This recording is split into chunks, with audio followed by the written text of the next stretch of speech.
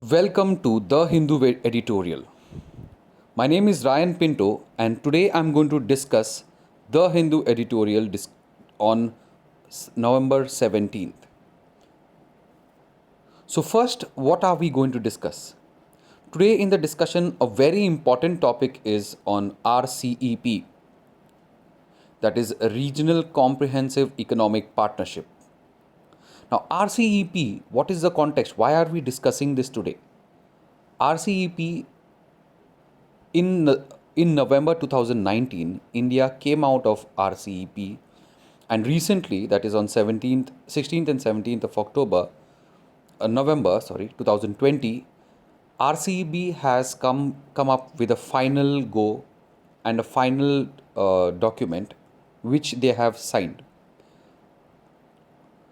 Where is this important? RCEP? RCEP is going to be important for your international relations, international organization. A lot of questions coming in your GS paper 2, that is mains, international organization, and many questions also coming in your prelims. So, Regional Comprehensive Economic Partnership, RCEP, as you can see in front of you, is a trade, or you can say it's a trade pact or trade union between 15 countries. India came out of this RCEP. You can see the major countries are, first, it is the ASEAN countries, the 10 ASEAN countries which are important. It includes Malaysia, Philippines, Singapore, Indonesia, etc. 10 important countries from ASEAN plus 6. Now, India has not signed the RCEP. Last year, it came out of the RCEP. And RCEP will help to improve the trade of the countries which are the signatories. So, in this, we are going to discuss what are the positive points and negative points. Should India be reconsidering its decision? Now, let's go ahead. The Regional Comprehensive Economic Partnership. It's a mega regional economic agreement being negotiated since 2012 between ASEAN and the FTA member partners. So remember, it's a mega regional economic partnership. When we talk about RCEP, what you have to remember is it is between ASEAN and the FTA partners. Now, ASEAN had made FTAs with various countries. ASEAN had made FTAs with various countries. So it's an economic partnership with those countries. What is the goal? That is to boost economic growth and equitable economic development, advance economic cooperation, and broaden economic integration in the region through RCEP. So first of all, it's an economic agreement. It is for boosting economic growth. Remember the goals and the aims.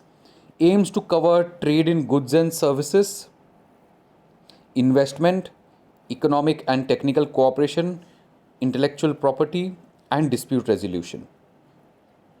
So, remember the goals and the aims. It started discussion in 2012. In 2020, it signed the RCEP agreement. Let's see the history. Countries in East Asian region have thriving trade and economic relation with each other through free trade agreements. So, in East Asia, there are many countries all coming together with each other with the free trade agreements. The ASEAN, that is Association of Southeast Asian Nations, plus one FTAs, has free trade agreements with 6 partners. So the ASEAN has 6 partners. And they have FTAs, that free trade agreement with 6 partners. That is the Republic of China, ACFTA, Republic of Korea, AKFTA, Japan, AGACEP, India, AIFTA, and Australia and New Zealand. So ASEAN China FTA, ASEAN Korea FTA, ASEAN Japan FTA, India and Australia and New Zealand. So the whole point was to come together. Instead of having bilateral one-on-one FTAs, all of them can come together and boost trade. to, to broaden and deepen engagement among parties and enhance parties' participation in the economic development of the region. So, it will also help in the economic development of the region. Of the 16 participating members established the RCP. So, these 16 members established the RCP. RCEP was built upon existing ASEAN plus 1 FTAs with the spirit to strengthen economic linkage, enhance trade and investment related activities, as well as contribute to minimizing development gap among the parties. So, many questions coming up from here. So, what is it? It's a mega regional economic arrangement, has 16 members. Now, India is not the member, so 15. Started discussion in 2012, completed in 2020. It is concept of ASEAN plus 6, that is ASEAN plus 1 FTA. So, remember these important points. The RCEP negotiations were launched with between 10 ASEAN members and 6 ASEAN FTA members during 21st ASEAN Summit and related summits in Phnom Penh, Cambodia in 2012. So, the discussion started in 2012, Phnom Penh, Cambodia. Major FTAs India signed. What are the FTAs which are signed by India with these ASEAN members? So, it has South Asia Free Trade Agreement, India ASEAN Comprehensive Economic Cooperation Agreement, India Korea Comprehensive Economic Partnership Agreement, India Japan Comprehensive Economic Partnership Agreement. So, with these RCP members, India has FTAs with as SAFTA, SECA, SEPA, with that is India ASEAN, India Korea, India Japan. Why India backed out from the RCP? As I told you, India is not a member of the RCP, it backed out. India and RCP. So, let's see what was the reason India backed out. India has dropped out of the RCP in November 2019 in ASEAN Plus 3 Summit because of the following reasons. First, there is a widening trade deficit. India's trade deficit with ASEAN, Korea and Japan has widened post the FTAs.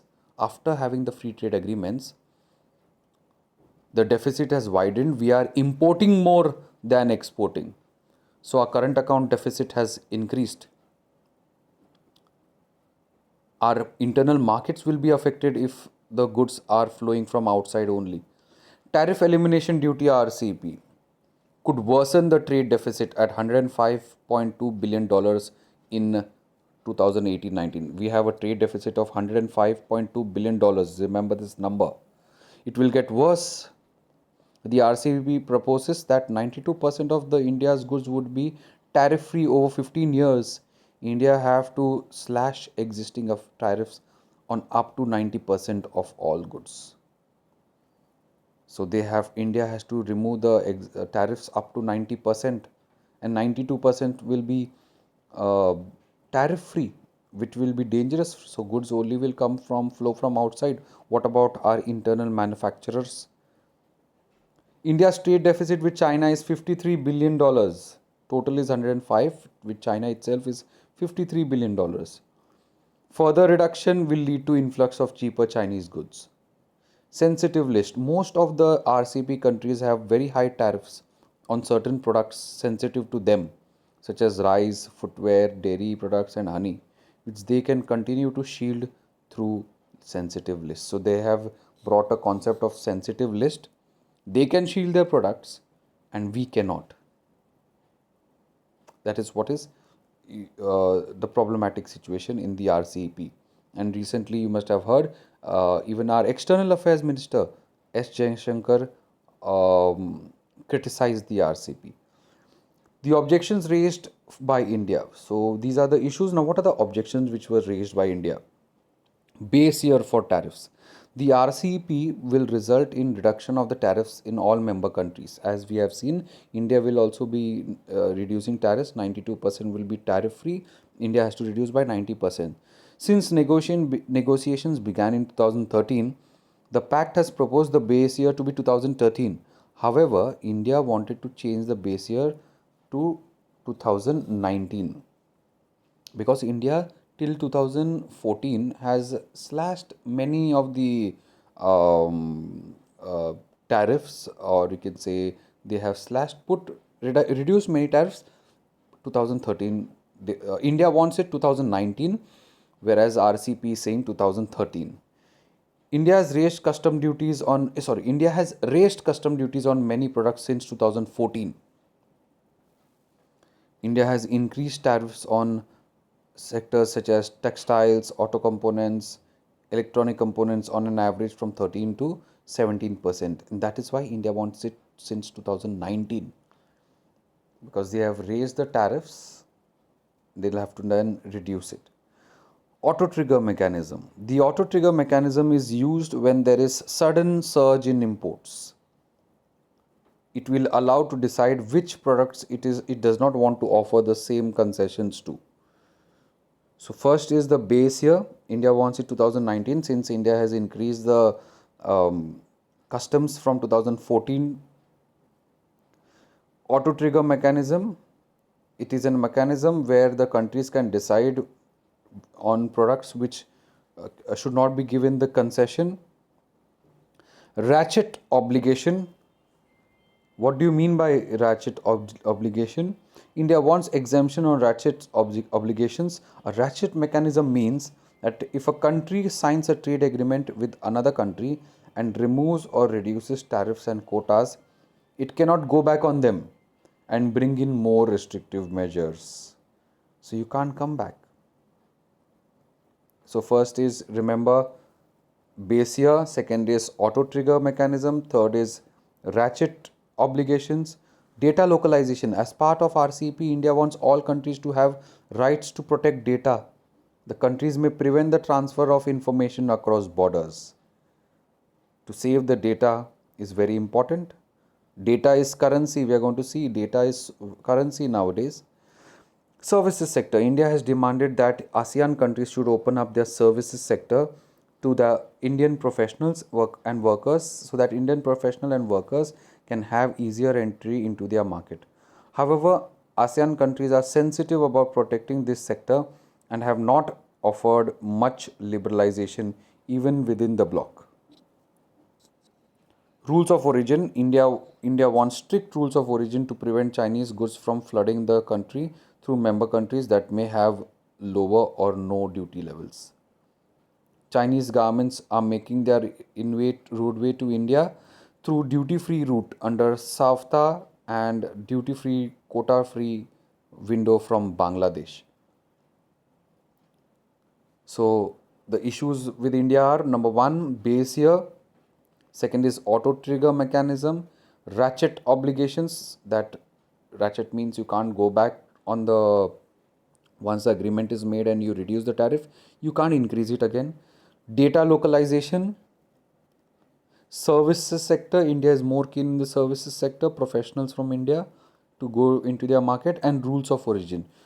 It should have strong, strict rules of origin, because what happens is once the FTA is signed, say for example, we have signed the FTA and Philippines is one of the member. If Philippines buys it from others and sells it to us, it will be a breach of trust. The sectors that have shown resistance to the agreement. Now we have seen what is the issue with India. Let's see which are the sectors which is having issues. Dairy is vital to India, given the place milk and other derivatives hold in Indian household. New Zealand is exporter of dairy and will be eyeing India primarily to sell milk powder and fat products. India, one of the largest consumers of milk and milk products, has so far been self-sustainable and has sometimes produced a surplus. The entry of New Zealand could change the scenario. So in dairy, there is a danger that New Zealand will be able to get inside the market and our farmers will suffer. 93.4% of New Zealand's milk powder, 94.5% of its butter, and 83.6% of its cheese production got exported in 2018. India's export of milk products does not match up. It could lead 50 million rural people losing their jobs, which will push the need for importing. Second is automobile. RCEP could allow a backdoor entry route for automobile parts from China. Textile. The free import of polyester fabrics from China, Vietnam, Bangladesh, and other countries could lead to cheaper textiles affecting in already hit sector. India's trade deficit with China in the textiles and clothing sector is likely to widen, could be detrimental for its domestic textile manufacturers. Steel industry also has concerns regarding China that excessive imports could harm the domestic market. So remember, the dairy industry, automobile, textile, steel, and finally the most important, agriculture. An apex body of planters of tea, coffee, rubber, cardamom, and pepper said that RCP would make things worse for the sector, which is already experiencing a downturn. So the areas are dairy, automobile, textile, steel, agriculture. So just remember, if the question is asked which are the areas affected, you should be able to answer. So we saw what are the problems, we saw what are the areas which are affected. Next, what is the way forward? What should India do if not joining RCP? Is there any other alternative? Strengthen existing agreements. The trade and investment agreements with ASEAN, Japan, Korea, as well as the bilateral agreements with Singapore and Malaysia must be strengthened. Marketing products. The marketing of Indian products to existing favorable markets where India has a low export presence, marketing of products is needed. The Indian industry, which has a business in these markets, can benefit from targeted promotional strategies, given that Indian products are competitive and favored here. So first is strengthen the agreements, second is marketing of products, third is export diversification, increasing the exports in Africa, a rapidly growing continent which enjoys 9% of export share, as well as Latin America. West Asia has also been an expanding market. The export strategy for India requires a two-pronged approach: enhance domestic competitiveness and undertaking targeted promotional activities. So remember, first strengthen the agreements, market products, export diversification. Deeper economic reforms must be initiated, particularly in factor markets of land, labor, and capital. Economic reforms in our country, it will provide much needed impetus to overall manufacturing investments for domestic manufacturing, lowering cost of doing business, building right infrastructure, ensuring faster and more efficient trade facilitation at the borders. So remember, first we saw what are the problems, then which areas are facing the problems, way forward, that is strengthen the market, strengthen the agreements, export diversification, that is go to Africa, Latin America, West Asia, and deeper economic reforms within the country. Targeted export promotion, provide information on markets to their manufacturers and exporters, especially small enterprises. We had seen 99% of around 90% are in India are micro enterprises. Create dedicated agencies and establish offices overseas so that India is well equipped, the exporters are well equipped, and informed professional marketing expertise are got by India. External integration strategy, the country needs to keep its interest on the table. The road to further expansion to its export to RCP member nations is very much still open, given that India already has trade and investment agreements with 12 of them. So though India has not signed, but they are still open for relations. The RCP still wants India because India is 1.3 billion people, a huge market, huge resources, and the RCP would also want India to come aboard. Threat or treat. So we saw the introduction of the RCP. What are the problems with the RCP? what is the way forward? So, is it a threat or treat of India not joining the RCP? The final agreement of RCP covers various issues that India has flagged. RCP was signed into existence on 15th of November 2020 by 15 countries. As I told you, India backed out. 15 countries have signed the RCP, led by Japan, China, South Korea, Australia, New Zealand, and 10 ASEAN group members, creating one of the largest trading blocs. Noticeable by absence was India. So what was the problem? Burgeoning trade deficits, with majority of 15 RCP members had cited the grouping's refusal to exceed request on safeguards as a deal breaker. So two problems India had. First is the trade deficits, as I discussed. Second is India's concerns were not taken into consideration. The preeminence of the the preeminence of the East Asian and Pacific countries, including China, South Korea, Vietnam, Australia, New Zealand, served as a bulwark in containing the pandemic and re-energizing economic activities, can be hardly understated. So, have we made a mistake of not joining? What are the positive points? It includes big countries like China, South Korea, Australia, New Zealand, which played a major role in during the pandemic, and which will help us in re-energize economic activity. So we should be joining because we need to re-energize our activity. But we know what are the problems. So what are the benefits? First is to re-energize the economic activity. Second is it is 30% of the global GDP and has a one third of the world's population.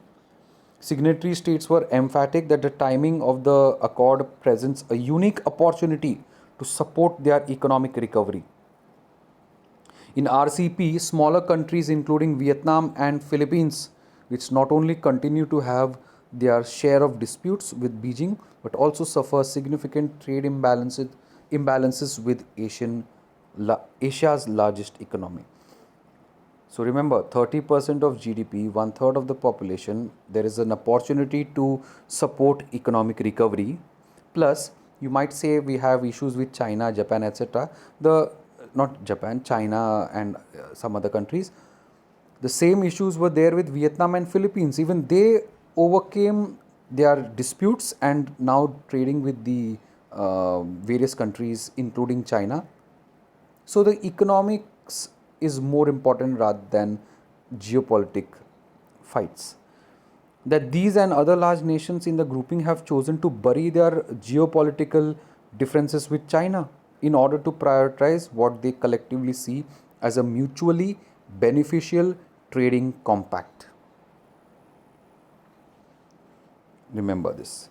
Would benefit their economies over the longer term is the clearest testament to economic realism trumping nationalist politics. So remember, these were the benefits of the RCP. Should India reconsider its decision? Also, the summary of the final agreement shows that the pact does cover an attempt to address issues that India had flagged during, including the rules of origin, as I have told you, trade in services, movement of persons, and crucially, remedies and safeguards. Acknowledging India's economic heft and value as a market, the RCP members have only left the door open should New Delhi reconsider its stance, but have also waived a 18-month cooling period for interested applicants. It would be in India's interest to dispassionately review its position and embrace openness rather than protectionism.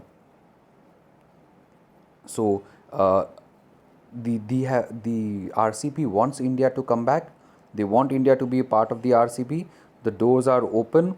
The 18-month cooling period is waived off, and they want India to come back to openness rather than protectionism. This is about the RCP and the current